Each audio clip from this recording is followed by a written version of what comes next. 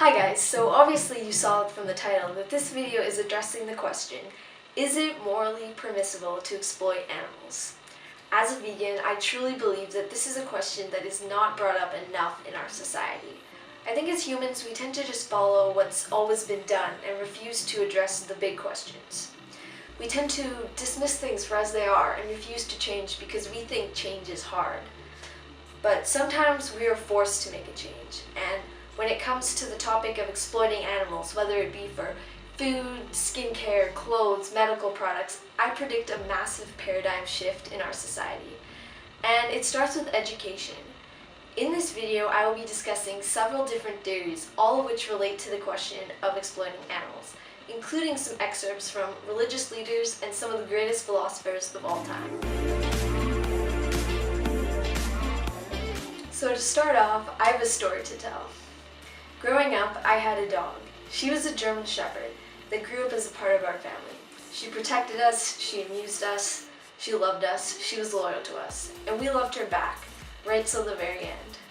I'm sure most of you have had a special animal in your life, dog, cat, bunny, whatever, and I'm sure you would never want any pain to be inflicted on that animal. Now, I want to conduct a little bit of an experiment of thought here. Imagine yourself over at your friend's house for dinner. Your friend offers you a dish that looks something like this. Now take a second to consider whether you would find this delicious or disgusting. For those of you that say you find it delicious, let's just say you found it so good that you asked your friend for the recipe, and she replied, I used free-range, Italian seasoned, German Shepherd. Now take a second to ponder your initial thoughts. Chances are what you initially saw as delicious was now completely and utterly disgusting, not even considered food. But the meat itself didn't change. It was your perception that changed. In that moment, you'd probably say to your friend, which is ironic because 5 seconds ago you were fine with it being a cow, chicken, pig. In our society, our different perceptions are formed based on our cultures and the traditions that come with them. Eating animals has become a learned behavior through the generations rather than an implication of our natural human instincts. Humans have classified over 7 billion different animals, yet only a few are considered edible. But what is edible?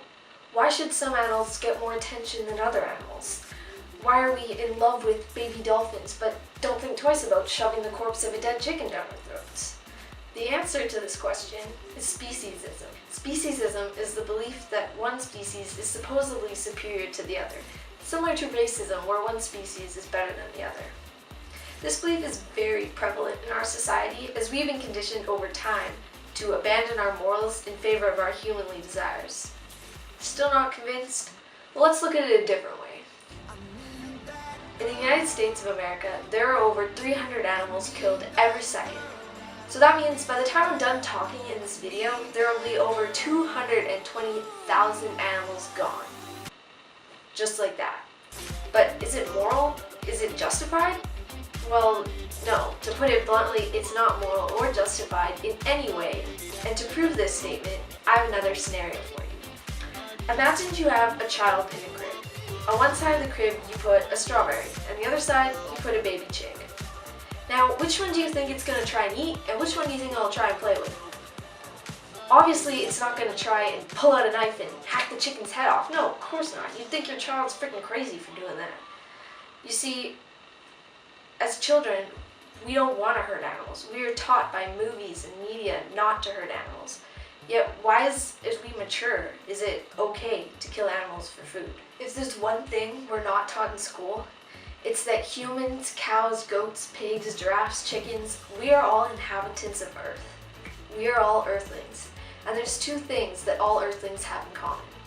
1, we all want to live, and 2, we all want to live our lives free from pain and suffering. It doesn't matter that humans have the ability to reason or build iPhones or buildings or planes or whatever. What matters is what we all have in common. We are all inhabitants of Earth, and it is truly, truly beautiful. Yet most of us haven't quite made that connection yet. And it's not just a vegan belief either. In fact, there are dozens, thousands of theories that actually support vegan beliefs, and we are going to get to those right now.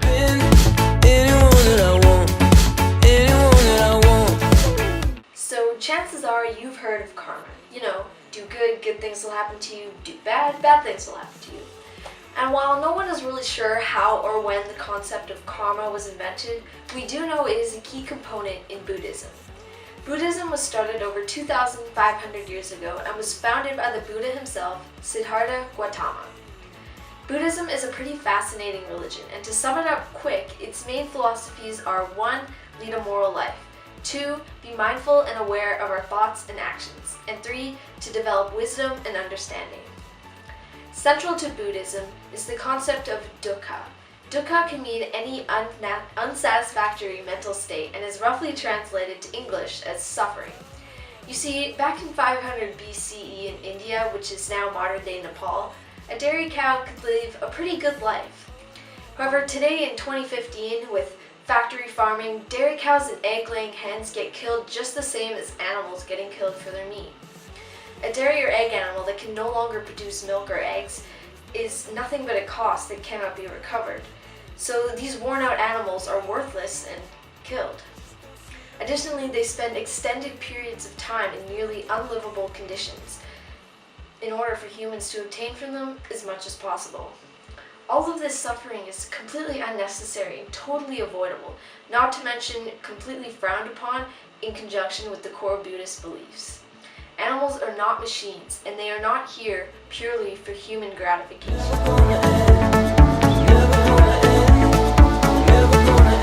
Alright, moving on to Hinduism, which stems from India.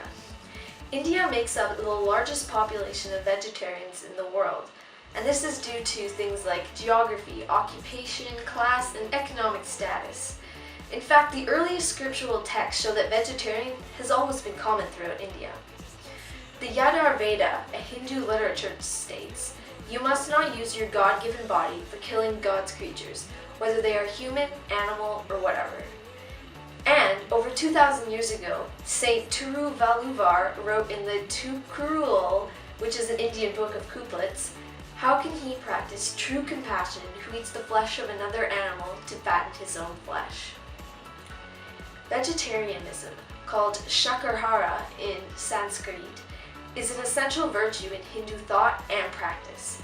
It is rooted in the spiritual aspiration to maintain balance between the mind and the body.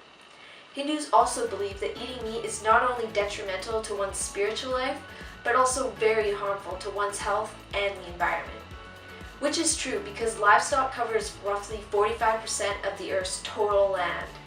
Not to mention, animal agriculture is responsible for around 33% of all freshwater consumption in the world. And here we are thinking that taking a shorter shower is going to help us? We might need to reconsider.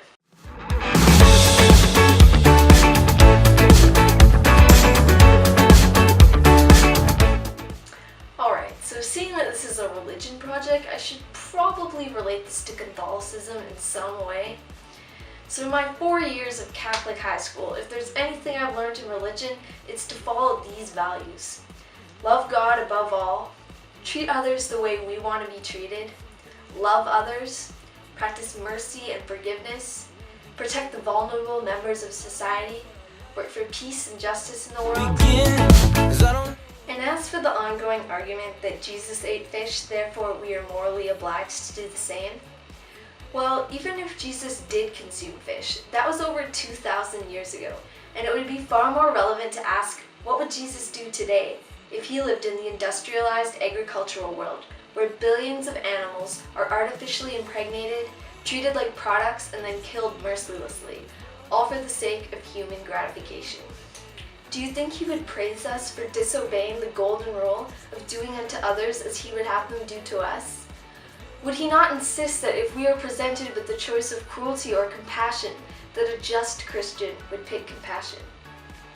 In fact, the first story of the Bible describes a perfect world in which God intended.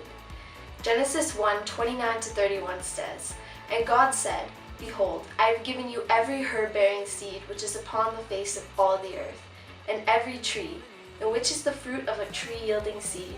To you it shall be for me. You see, in Eden, humans only ate plants, and it was only after the fall of sin that God said humans would begin exploiting and eating animals. This began the downfall of humanity that dominates our world today as murder, rape, stealing, and injustice. Commandment number 6 states that thou shalt not murder, and in response to this, Russian author and philosopher Leo Tolstoy states that thou shalt not kill does not apply to murder of one's own kind only, but to all living beings. And this commandment was inscribed on the human breast long before it was proclaimed from Sinai. I think this is such a beautiful quote that really supports the Christian values we are taught in school, yet often forget to live by. Additionally, these same beliefs actually support and respect liberating animals. Things like treating others the way we want to be treated, and practicing mercy and forgiveness, and protecting the most vulnerable members of society are very important as we are taught them in Christian high school. And what I really think is weird is how as Christians we are taught to, protect the vulnerable people of society, help them, but we don't often remember the poor and vulnerable animals of society that are artificially impregnated, abused, and killed all for the sake of human gratification.